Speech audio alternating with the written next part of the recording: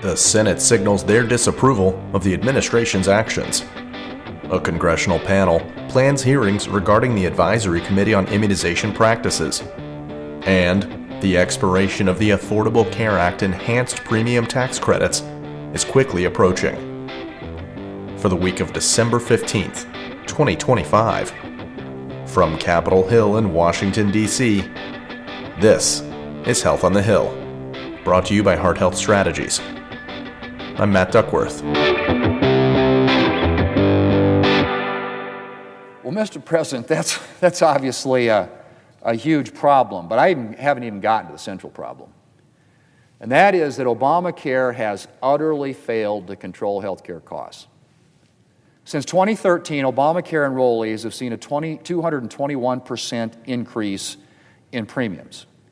Now, let me just repeat that, Mr. President. Kicking off this week's episode with news from Capitol Hill, where little progress has been made on negotiations related to the Affordable Care Act's enhanced advance premium tax credits and the spike in health insurance premiums that's expected if the subsidies expire at the end of the year. The expiration of the tax credits appears increasingly likely, with the Senate rejecting separate proposals offered by Republicans and Democrats last week, as was expected. The Republican measure, which would have allowed the tax credits to expire while expanding the use of health savings accounts for certain marketplace plans, failed in a 51-48 vote, falling short of the procedural 60-vote threshold. Senator Rand Paul, a Republican physician from Kentucky, joined Democrats in opposition to the bill, characterizing the measure as, quote, Obamacare light, unquote. The Democrats' proposed 3-year extension of the subsidies also received a 51-48 vote, with Senators Susan Collins, a Republican from Maine, Josh Hawley, a Republican from Missouri, Lisa Murkowski, a Republican from Alaska, and Dan Sullivan, a Republican from Alaska, voting to advance the Democratic plan. The 4 Republicans have expressed significant concerns about allowing the subsidies to expire. On December 12th, GOP leadership in the House of Representatives announced plans to vote on a newly unveiled health care package containing policies with broad Republican agreement. The Lower Health Care Premiums for All Act appropriates money for cost-sharing reductions and codifies and expands access to association health plans, choice arrangements, and stop-loss insurance. It also includes a pharmacy benefit manager transparency provision that would require PBMs to provide employers with detailed data on prescription drug spending, rebates, spread pricing, and formulary decisions. While the package excludes an extension of the expiring ACA subsidies, GOP leaders have said they will allow an amendment vote on an extension. President Donald Trump has not endorsed any specific healthcare affordability plan and has not been involved in the still ongoing negotiations on Capitol Hill. The Committee for a Responsible Federal Budget has compiled a table comparing the various proposals that have been put forth to extend the enhanced ACA subsidies, which is included as an addendum to this newsletter at www.hhs.com under the News section. Congress is currently scheduled to recess for the year on December 19th. While the tax credits expire on December 31st, some lawmakers have conceded that they consider January 30th, the current government funding deadline, as the next date to watch for movement of a healthcare package. This date would fall after premium increases have begun, and the annual open enrollment period has closed.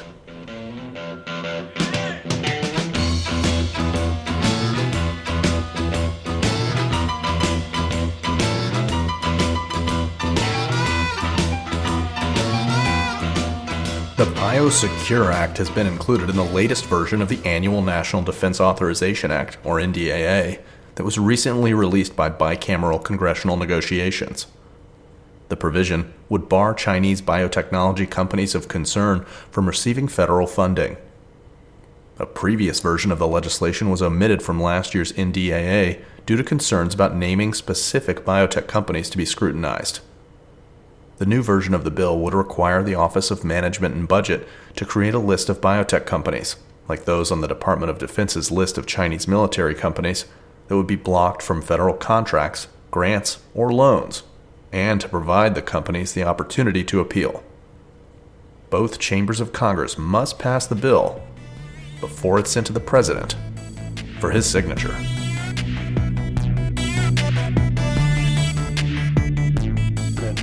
But basically, what he found was that the role of the Health and Human Services Department was vastly expanded after Medicare, Medicaid, and the other responsibilities that have been placed in that department. So he said, in effect, we will be subject to the Administrative Procedure Act, and we'll notice the major activities that we're going to do to the public, and we'll allow public comment. It's not a Last veto, week, the Senate voted 50 to simple 49 to transparency. advance a measure that would repeal a decision from the U.S. Department of Health and Human Services to waive public comment periods on certain agency rulemakings.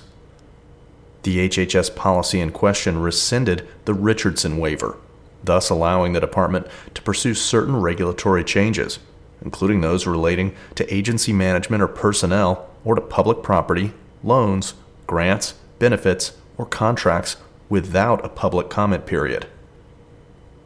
Senator Susan Collins, a Republican from Maine, Lisa Murkowski, a Republican from Alaska, and Tom Tillis, a Republican from North Carolina, joined Democrats in support of the measure.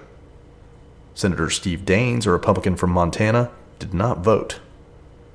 The resolution still requires a final vote on the Senate floor and would also need to be passed by the House and signed by the President to go into effect. The House of Representatives is preparing to consider the Do No Harm in Medicaid Act and Protect Children's Innocence Act on the floor this week. The former would prohibit federal Medicaid payment for certain gender transition procedures from individuals under the age of 18. Procedures covered by the bill are those intended to change the body of an individual to no longer correspond to the individual's biological sex, including surgeries, implants, and medications. Procedures intended to rectify early puberty, genetic disorders, or chromosomal abnormalities, reverse prior gender transition procedures, or prevent imminent death or impairment of a major bodily function would be excluded. The Protect Children's Innocence Act would criminalize any attempt to perform or facilitate genital or bodily mutilation or chemical castration on a minor, subject to fines and up to 10 years imprisonment. I'm very concerned about this. As it turns out, my medical practice focused on hepatitis B. And so we know that because of a recommended dose at birth of hepatitis B vaccine, recommended, not mandated, the number of children born contracting hepatitis B at birth or shortly thereafter has decreased from about 20,000 20 years ago to like 200 now. That was the Senate Health, Education, Labor, and Pensions, or HELP Committee Chairman Bill Cassidy, a Republican physician from Louisiana, who's asking the Department of Health and Human Services Secretary Robert F. Kennedy Jr. to testify before the committee regarding the latest meeting of the Advisory Committee on Immunization Practices, or ACIP. ACIP voted earlier this month to revoke its recommendation that all babies receive the hepatitis B vaccine within 24 hours of birth. During his confirmation process, Kennedy agreed to appear before HELP on a quarterly basis. While it's been 7 months since the Secretary last testified, Senator Cassidy stated that his latest request was in line with this pledge. Cassidy has also said that he plans to hold oversight hearings with officials from the Food and Drug Administration, National Institutes of Health, and Centers for Disease Control and Prevention to discuss the issue. In related news, Senator Cassidy is requesting feedback from healthcare stakeholders regarding the American Medical Association's role in generating and updating the current procedural terminology, or CPT coding system, and its impact on patients, providers, and healthcare costs. Cassidy writes, quote, "The federal government mandated the use of CPT codes. This creates the potential for abuse in that if someone has to buy your product, you can charge them what you want."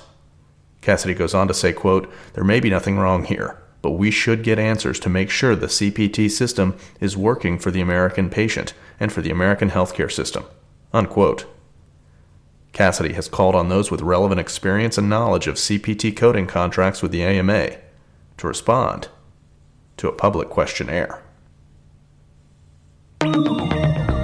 Healthcare innovation is rapidly advancing to improve care, delivery for patients living with chronic conditions. For example, administering medications through at-home infusion gives seniors the freedom to receive the treatment they need in an environment that is more convenient and comfortable. Final news today, where the House Ways and Means Committee unanimously advanced the Joe Fiandra Access to Home Infusion Act in a 41-0 vote last week. The bill would require Medicare to cover self-administered home infusion pumps and associated drugs. Good morning and welcome everyone to the organizational meeting for the 119th Congress. And I welcome everyone to the first HELP Committee meeting of the 119th Congress. Good morning and welcome everyone to the first meeting of the House Committee on Energy and Commerce of the 119th Congress.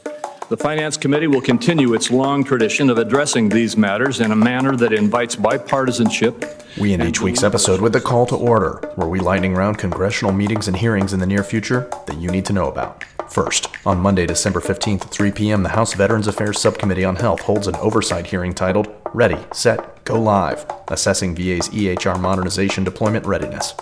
Second, on Tuesday, December 16th at 2 p.m., the House Rules Committee meets to consider the Lower Healthcare Premiums to All Americans Act, the Do Not Harm in Medicaid Act, and the Protect Children's Innocence Act. Third, on Wednesday, December 17th at 10:15 a.m., the House Energy and Commerce Subcommittee on Oversight and Investigations gavels in the hearing, examining biosecurity at the intersection of AI and biology. And last, on Wednesday, December 17th at 2:30 p.m., the Joint Economic Committee hosts a hearing titled Stop Paying More for Less, Realigning Healthcare Incentives to Improve Outcomes and Reduce Costs.